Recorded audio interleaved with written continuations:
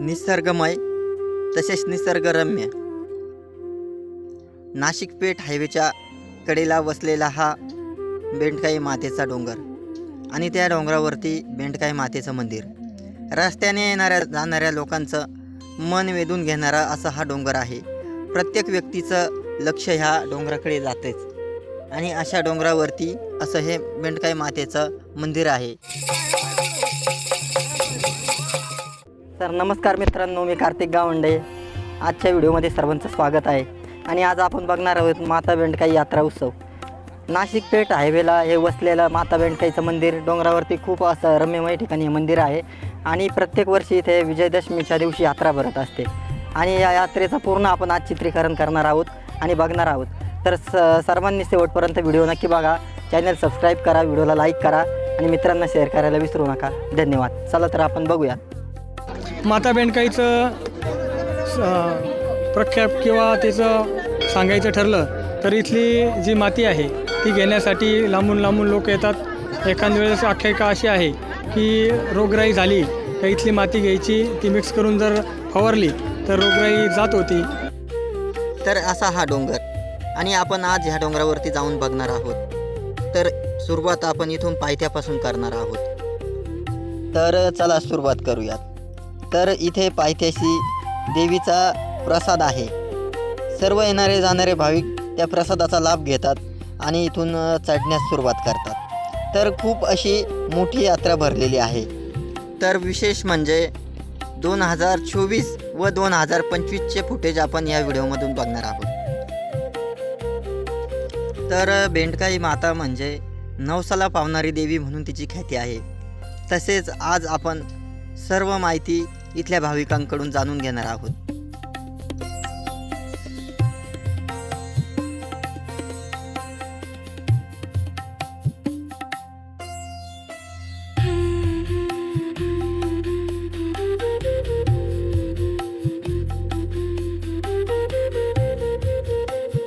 तर इथं आपल्याला एक रस्त्यावरती देव दिसत आहे. इथं पण भाविक दर्शन घेतात. भरपूर इथं पण दर्शनासाठी गर्दी आहे आणि इथून आपण रस्त्याने वरती जाणार आहोत. तर चला बघूया.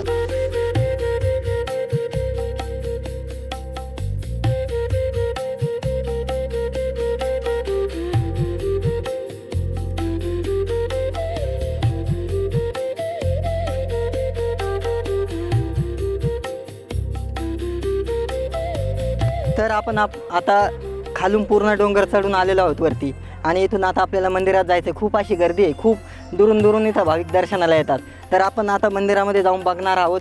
तर चला पुढे जाऊयात. ओके.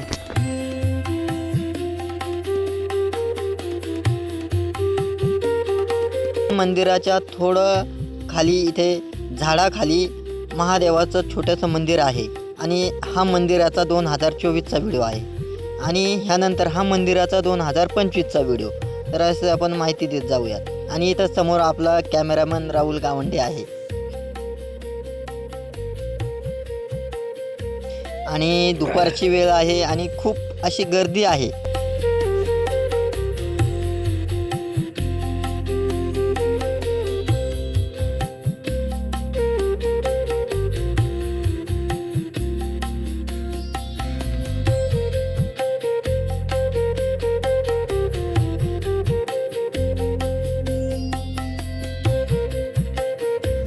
तर मंदिराकडे जात असताना आपल्याला कोचरगावचे कालेकर बाबा भेटलेले आहेत. रामकृष्ण हरी, रामकृष्ण हरी. खेळा खेळा, काही नाही, खेळा. रामकृष्ण हरी. काय काय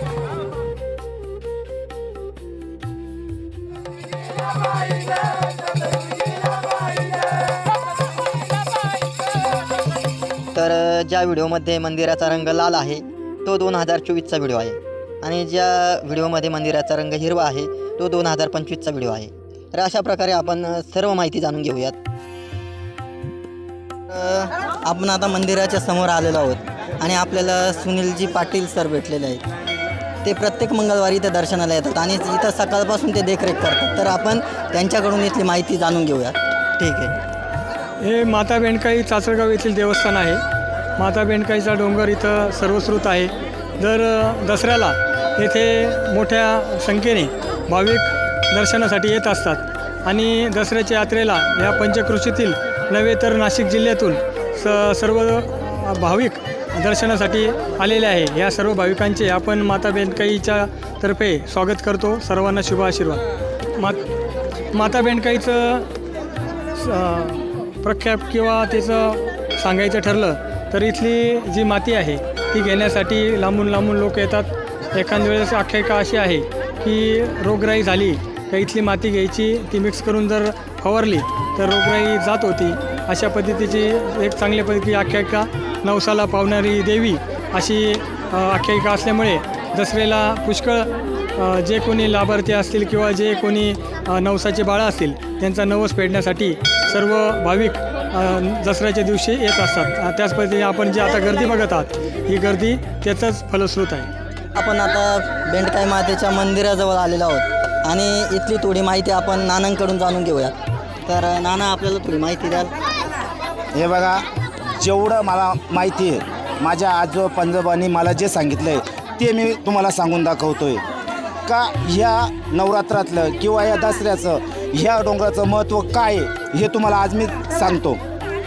पूर्वी बाहेरून भाविक यायचे, धनधान्य घेऊन यायचे, आईच्या पुढं ठेवायचे. 1 किलो आणलं असेल तर 1 किलो इथली माती न्यायचे, आपल्या शेतामध्ये टाकायचे. शेत चांगलं व्हायचं, रोगराई त्याची निघून जायची.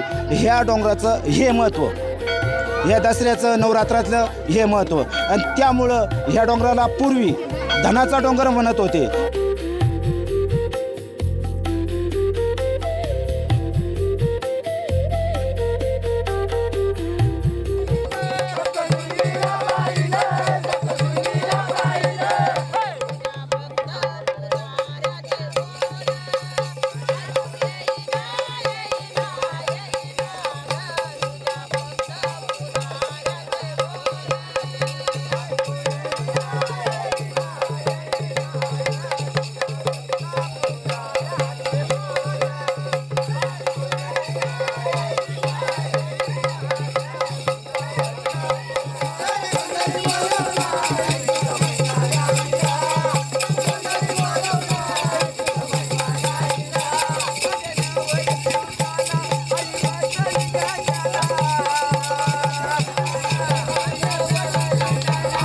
तर इथून मंदिराच्या समोरून आपण बघू शकतो वणी सप्तशृंगी गड आपल्याला स्पष्टपणे दिसत आहेत. आपण कॅमेरामधून झूम करून बघत आहोत.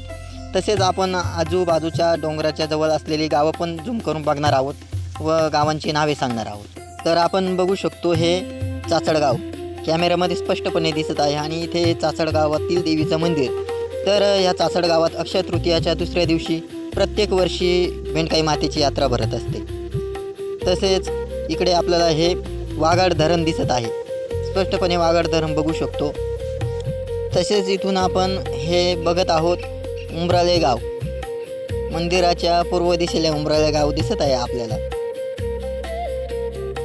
त्यानंतर आपण बघू शकतो इथून नाळेगाव, डोंगराच्या थोड्या अंतरावरती नाळेगाव आहे. तर नाळेगाव पण आपण झूम करून बघितलेलं आहे. त्यानंतर जवळच हे धाऊर गाव आहे, धाऊर गाव पण आपण झूम करून बघितलेलं आहे.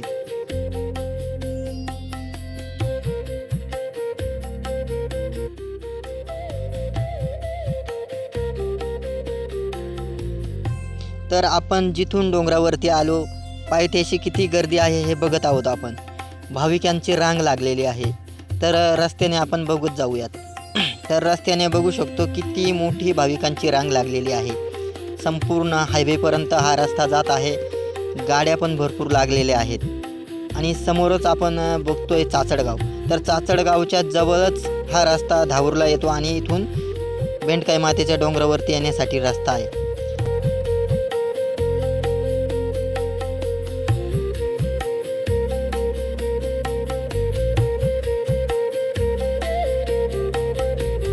तर आपण दर्शन घेऊयात. बोल बेंडकाई माते की जय, बोल सप्तशृंगी माते की जय.